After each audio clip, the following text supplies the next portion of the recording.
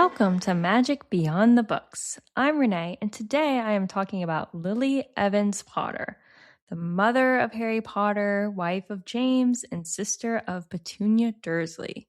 Warning, there are Harry Potter spoilers for all of the books in this episode. So, especially there's going to be a lot of plot reveal spoilers from even the very last book in this one. So, please don't listen to this if you haven't read all the books yet. There's a lot to talk about with Lily, a lot of crazy fan theories, and just so much stuff that I've uncovered. So let's just get right into it. Etymology of her name. So Lily is obviously a reference to the lily flower, which symbolizes purity, innocence, and beauty. Lilies, funnily enough, are highly toxic to cats, which I think this is kind of odd because canonically, Lily does have a pet cat. But what is cute and kind of interesting is Lily and Petunia are the two sisters of the Evans parents, and they both have flower names. So I'm guessing that they did that on purpose, or maybe they were florists. Do we know? Are their jobs part of the canon? I don't think so. So I'm just gonna say that they were florists and they named their kids after flowers. And then the last name Evans is a name that has Welsh roots. It's a common surname in Wales. It means son of Evan or son of John, or another meaning is either God is gracious or gift from God, something along those lines. Lily's wand is a 10.5-inch wand made of willow wood. It's swishy, and Ollivander says that it's good for charm work. Now, willow, that wood, it's an uncommon wand wood and it enables advanced nonverbal magic. It also is known to have healing powers, and the ideal owner for this type of wand is someone who has some insecurity. The wand usually chooses a person with the greatest potential rather than those that feel they have little to learn, like someone who thinks that they know everything. Those kind of people, those really overconfident people might be attracted to the willow wand because of its beauty, but they're not going to be successful. That wand's not going to choose them usually. And the Ollivander family has a little proverb saying that they say that he who has the furthest to travel will go fastest with willow. And other characters in the Harry Potter universe that are known to have willow wands are Ron Weasley, his second wand, which I feel like I consider his second wand his true wand because his first wand was just a hand-me-down from Charlie. So Ron Weasley's second wand is a willow wand, which I think is very interesting because Ron shows that he has a lot of insecurities throughout the books. So that seems really fitting for him. And then also Scorpius Hyperion Malfoy, which is Draco's son, is also a willow wand owner. This wand that Lily owns is a swishy wand. That's the flexibility. So as far as flexibility types, that's definitely on the more flexible side. So from the most flexible is very flexible, and then the least flexible is what's called brittle. I don't know how many that there are along that, like the scale, but basically swishy is like the fourth down from the most flexible. So it's like very flexible, quite flexible, surprisingly swishy, and swishy.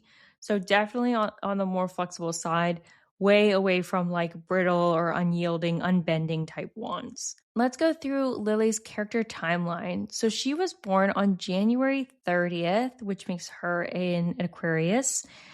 She was born in 1960. Her name's Lily J. Evans. She was born to Muggle parents, Mr. and Mrs. Evans, and her older sister is Petunia. So she is younger than Petunia. She grew up in Cokeworth, Midlands, England, in the UK. And when she was young, she met Severus Snape, which was a neighbor of theirs that lived kind of in the same area. And that was when she was 9 years old. And he recognized her as a witch immediately and told her about the magical world. So Lily's first introduction to the magical world is Snape meeting her and explaining all this stuff about the magical world a few years before she even gets her letter and goes to Hogwarts. So it's kind of funny to think about these Muggleborns and how they're like first introduced to the magical world. Like, for example, Harry, he has no idea growing up. And then when he's 11, Hagrid breaks down the door and explains that all the weird things that have been happening to him is because he's a wizard. And then Hagrid is the one that kind of walks Harry through the magical world. And then he enters Hogwarts and learns more. Lily was, spent 3 years or, a couple years with Snape, being told everything from Snape, who's also a child, and kind of like things from his perspective that he's heard from his parents, or like, I guess, his mom. And Tom Riddle was someone who was in an orphanage and kind of figured out that he had magical powers and was using that against other kids. And then Albus Dumbledore comes and explains to him the magical world and offers to help him, but he kind of like wants to learn and figure this all out on his own. So just different characters have kind of a different introduction and experience when they're learning about all of this crazy stuff. But back to her timeline. So she attended Hogwarts from 1971 to 1978. She was sorted into the Gryffindor house and became a Slug Club member. She was definitely one of Horace Slughorn's favorites from his club, and he talks about her fondly to Harry. I feel like he meets a lot of James's friends and hears a lot of things about James. And, he gets blips about Lily, but I feel like Horace Slughorn is the one person who really just talks about Lily and how much he loved Lily to Harry. While she was at school, she also showed a pronounced ability at potions, which is probably another reason why Slughorn liked her. That also might be influenced by the fact that she is best friends with Severus, and Severus Snape seems to also have a high skill in potions, as well as defense against the dark arts. Around her 5th year, she ends up having a falling out with Severus Snape. It's a factor of multiple things, but she names it as they're just growing apart and going down different paths. He's hanging out with these people that eventually become Death Eaters, and has these friends that are very much about the pure bloodline, and they're Slytherins and all these things that Lily just is not. And I think she feels like she doesn't fit in with his life and doesn't agree with his lifestyle, and they, end up kind of falling apart as friends, unfortunately. And then in her 7th year, she starts dating James Potter. And also in that year, so that would be 1977, she takes James to meet Petunia and her then fiance, Vernon Dursley. The meeting does not really go well, but the two, Lily and James, get invited to their wedding. So Petunia and Vernon Dursley get married later in 1977, and Lily and James both attend the Dursleys' wedding. And then they graduate. So post-graduation, 1978, Lily marries James in a small ceremony in which Sirius Black was the best man.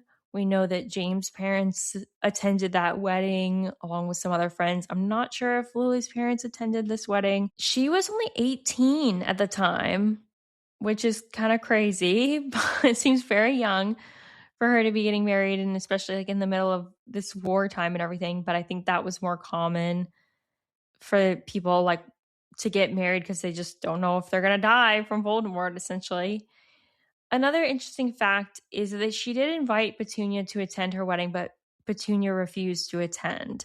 So even though Lily attended Petunia's wedding, Petunia did not attend Lily's. And then in 1978 as well, so the same year when she's 18, she joins up with the Order of the Phoenix during this first Wizarding War. And I'm guessing probably sometime around this time is when she learns how to cast a Patronus, because it is canon that she can cast a corporeal Patronus, which it is a doe, which is very fitting because her partner in life, James, turns into a stag when he transforms as an animagus, and I'm assuming that his Patronus is also a stag. So, and then Harry's Patronus ends up being a stag. And then Lily, is the partner to that, so that she has a deer Patronus as well. And then Snape ends up having a doe Patronus because he's, loves her for his entire life. So during the time that Lily and James were in the Order of the Phoenix, they thrice defied Voldemort. I think the first time was when they refused to join him. And then they must have defied him in 2 other ways that we don't really get the specifics of over time. And then sometime late October, early November-ish, somewhere around there, 1980, she becomes pregnant. So this would have been after around 2 years of marriage, and she's 20 years old at the time. And Lily and James went into hiding after the prophecy is made. So the prophecy gets made around this time. They know that Harry could potentially be um like one of the people that could be the chosen one, is basically between Neville and Harry. And so they go into hiding and they live in this cottage in Godric's Hollow so it's Lily and James, and they have a pet cat. And then in July 31st, 1981, she gives birth to her son, Harry James Potter. And they had a hurried, quiet christening for Harry. Sirius was the only one to attend this christening and was named his godfather. And then Lily dies at age 21. So she gets murdered by Voldemort on October 31st, 1981. And she gets murdered because she's protecting Harry, begging Voldemort to take her instead, or that she'll do anything to protect her son. And then, of course, later on in time, Harry ends up having a child, and he names her after Lily. The name of the child is Lily Luna Potter. So that pretty much concludes her timeline. Lily does somewhat appear a couple times later. So she is in the Mirror of Erised when Harry sees her. And then she also is one of the people that appears when he uses the Resurrection Stone in book 7. And also in the Goblet of Fire when Harry does the Prior Incantatum, the wand's link between him and Voldemort. Lily does appear there, but I'm not really going to include that as like her canon of her life, because those are known to be like kind of shadows of the person. Like that's not really her, it's more of like a reflection or a shadow or whatever you want to call it of like, the spirit of her. So yeah, that's pretty much her timeline. So let's get into theories about Lily Evans Potter. These theories are all over the place. I'm just going to go through them in no particular order. So the first theory is that Crookshanks, which is Hermione's cat that she gets in the book 3, Harry Potter and the Prisoner of Azkaban, that Crookshanks is Lily's lost cat that lived with them in their cottage in Godric's Hollow. And going with this theory, they're saying that Crookshanks, when he saw Scabbers, immediately recognized Scabbers as Peter, and then later when he runs into Sirius, he knows that Sirius is the dog. So, and that's all explained by the fact that Crookshanks knew the Potters and was around well before this. Addressing this theory, if they had this cat in 1981, and then Hermione is getting the cat in 1993. So it could be Crookshanks, and also like, I don't know if magical cats have a longer lifespan than regular cats. It does seem like Crookshanks would be a very old cat, or on the older side, when he comes to be in Hermione's care. I can't remember if we get a description of the cat that they have that the Potters have. I don't know if like there's much they say about like the way the cat looks. But I'm going to say maybe. I don't know if there's enough evidence to completely rule this theory as false. So I'm going to say if you want to believe it, you can. It would be such a funny and interesting turn of events if Crookshanks ends up, coming back around to this. Crookshanks shows some affection and love for Harry, it seems. So he would have known Harry back when he was 1 and a baby. So I'm assuming Crookshanks would recognize Harry as well. So maybe. I'm just going to say maybe. I'm not going to say this theory is false. I think this is a very interesting theory and possibly right. Next theory is that Lily was better at potions than Snape, and the notes that were in the margins of the Half-Blood Prince potions book that Harry uses were not things that Snape came up with on his own, but rather like things that Lily told Snape while they studied together. I think this is an interesting theory, I guess. I I don't really think this is true based on the way that things are described. So, one, when Harry is going through and describing these notes, it's like they're written and they're rewritten and scratched out, and like there's spells being invented. There's a lot of dark arts spells. It's not just about potions. Like there's dark arts spells in there. There's all sorts of things. And the way Harry, so first of all, the way Harry describes it, it seems like it's someone making notes for themselves and then like erasing and changing things. And so it kind of doesn't seem, I don't feel like this was Snape getting something and then writing things down. I think this was genuinely Snape like writing things down as he thought of them. So that's one indicator. Two, the fact that there were dark art spells and things that Snape invented that he claims to have invented later, I don't think that that's something that Lily would have done or messed with. So I think that kind of expels that, unless you're saying like she contributed to some of the book but not others. But in general, also Snape is very talented at potions and is a very talented person at dark arts and defense against the dark arts. And like I think he's a skilled and knowledgeable wizard. I think we don't really get as much exposure to that, but we've got to know that he's able to play double agent without being uncovered for Voldemort. He works with the Death Eaters, he works with the Order of the Phoenix successfully, and teaches for years and years and years. I genuinely think that Snape is a smart person and talented at potions. So, I mean, I'm not saying that that makes Lily any less talented. I just don't think I would like discredit him in that way, saying that like, oh, it was just all Lily, in my opinion. The next theory about Lily is that her parents were murdered by Death Eaters, which it would explain like their untimely death. I don't know that we get an explanation for their deaths, but we know obviously that they're dead by the time that Harry, needs a caregiver after his parents die. I don't know. I mean, I think we would hear about it if they were murdered by Death Eaters, but maybe not. I think that they just died of some other like random reason, or they could have been older and getting on in age. We don't know exactly like the age that they had their children. So I'm not sure. I'm kind of leaning towards no, in my opinion, for that theory, but I still think there's like a chance that that could be true. Next theory is that James used a love potion to make Lily fall in love with him. And people just seem to like have a really hard time thinking that like Lily would fall in love with James after not really liking him. We see the flashback. She doesn't like him and doesn't start dating him till her 7th year, even though she'd known him since she got on the Hogwarts train. I mean, people say this theory for like Ginny and Harry. I think people try to like use this theory a lot.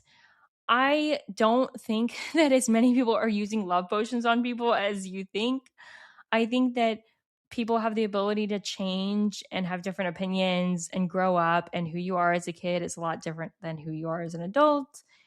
And I just don't really believe this. I think that her actions don't like line up with being like forced under a love potion.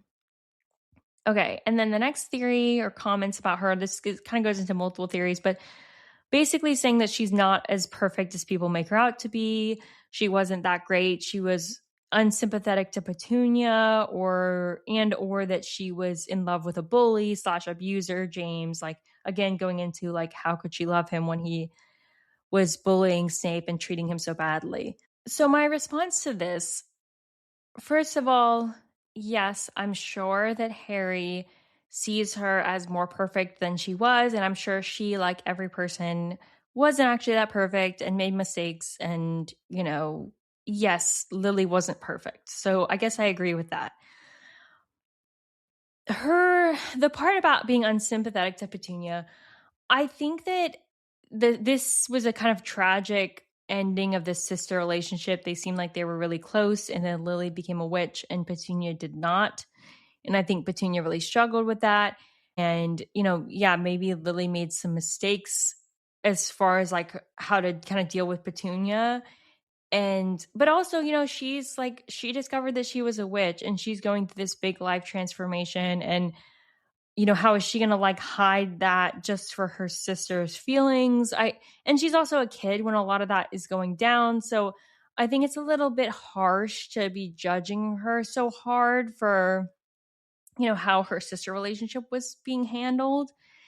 And then as far as the her being in love with the bully abuser James, people were saying that she still had feelings. She had some feelings for him even before they started dating, and she thought he was attractive even while he was bullying Snape. And James is so terrible, like she's such a morally good person, and how could she be with him, yada yada. So my reaction to that is kind of like what I said before. I think people change. And I think if you're okay, so I think if you read the books or you watch the movies, more likely you watch the movies and you've formed this opinion about James. But maybe you read the books and you're like, James was a bully and he was so terrible. He was actually a bad person. Okay. I think if you're going to think that, then you need to say that every single person in Harry Potter is a bad person, because Hermione does some terrible things, Ron does some terrible things, Harry does some terrible things, Lupin, Sirius, Dumbledore. Like every single character, we show them having these, like throughout the books, they have these moments where they do terrible things, really bad things. Like Hermione imprisons a woman and blackmails her into doing journalism for her. Dumbledore uses Harry to kind of roll out his plan of defeating Voldemort, and Harry's a child. Like there's just so many things that people do and so many mistakes. And like the whole point of Harry Potter and like the whole underlying theme is that people are complex. Even it's like it gets said once that the world isn't divided into good people and Death Eaters. There's dark and light. Harry talked about like there's dark and light in every person, and it's like the side that you choose to act on, and you just got to keep continually choosing the right side, choosing to act on the side of good. So I kind of feel like if you're just putting people into these black and white boxes of like James is a bad person, Lily's a good person, or like wherever, then Harry Potter was kind of like missed on you. Maybe that's harsh to say, but I just feel like you're missing the point of Harry Potter being that people are complex and people sometimes do terrible things. And does that just make them automatically a bad person if they try to recover and become better after that and make better choices after that? Like, are we all just resigned to, if you've done anything bad in your entire life, which can be long, then you're just a bad person? Then I think that's like a little bit harsh. And I think you're not going to be satisfied with anyone in Harry Potter because no one is perfect, basically. So to this comment, I'll say I agree with you. I think that Lily was flawed and not perfect. But I also think that, like, she's not a Death Eater. I mean, I'm not going to just say that she's just a terrible person just because she made mistakes in her life. And then the last theory is that Lily was unknowingly pregnant when she died, and that child's soul like added to the protective love shield that Harry received. So I guess I'll answer the second part of this first.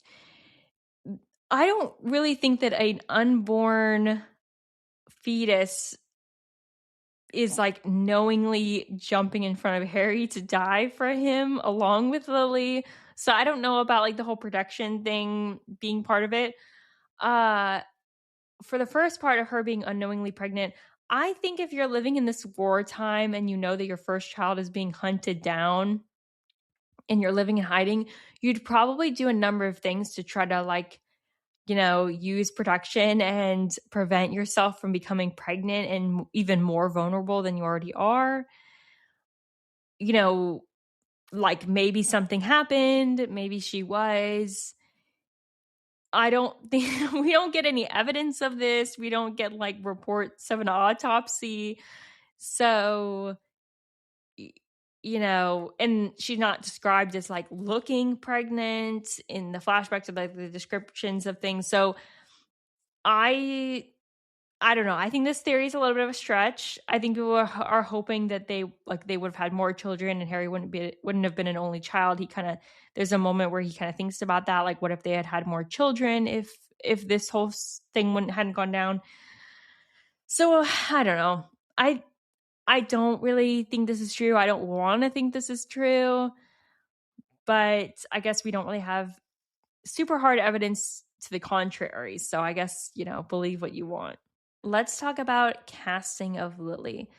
So, first of all, her description from the books, her physical description, she's supposed to be beautiful, have thick, long, dark red hair, and almond shaped, bright eyes that were very distinctive. Like everyone that looks at Harry is like, you have Lily's eyes. So, clearly, she had these eyes that were very, very recognizable that then get transferred to Harry.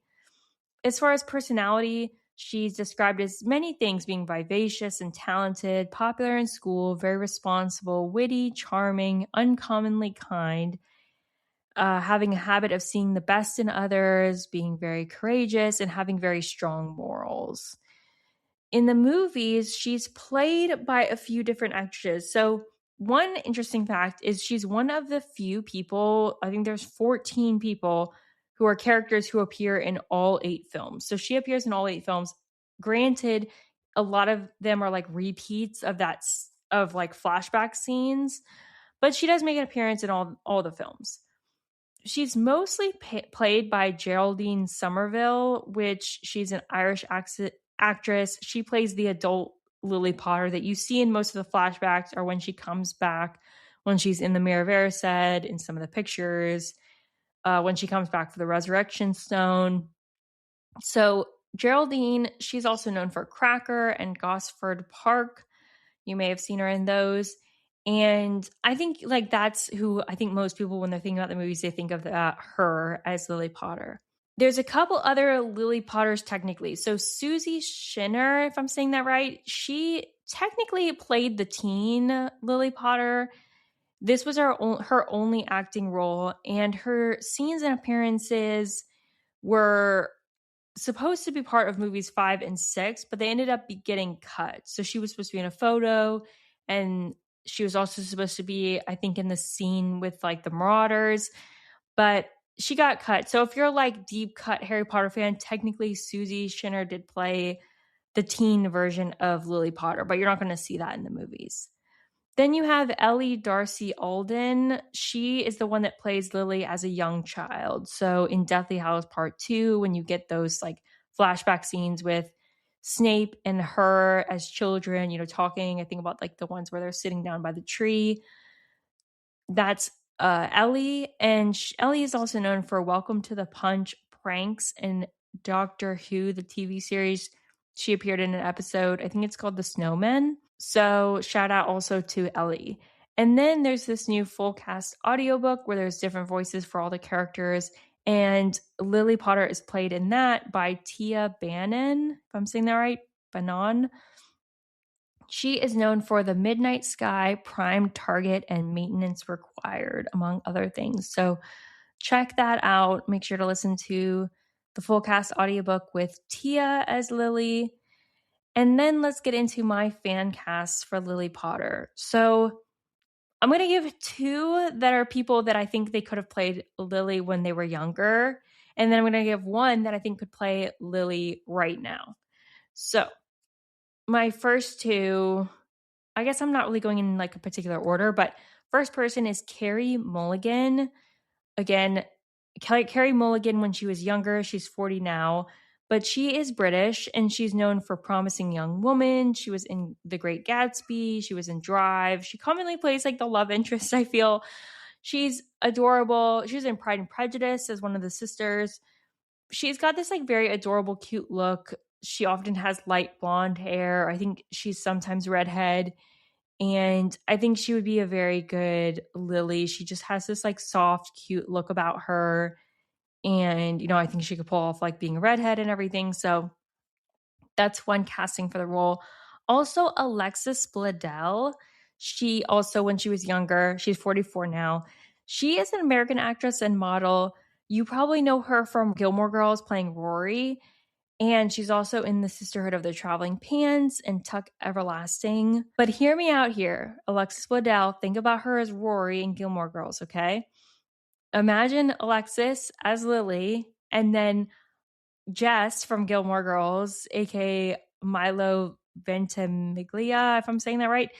So Rory and Jess, imagine Lily and James. Can you see it? Can you see it? James has dark hair. She's supposed to have red hair that's dark, and she has very noticeable eyes. Alexis Bledel has very noticeable, like distinct eyes.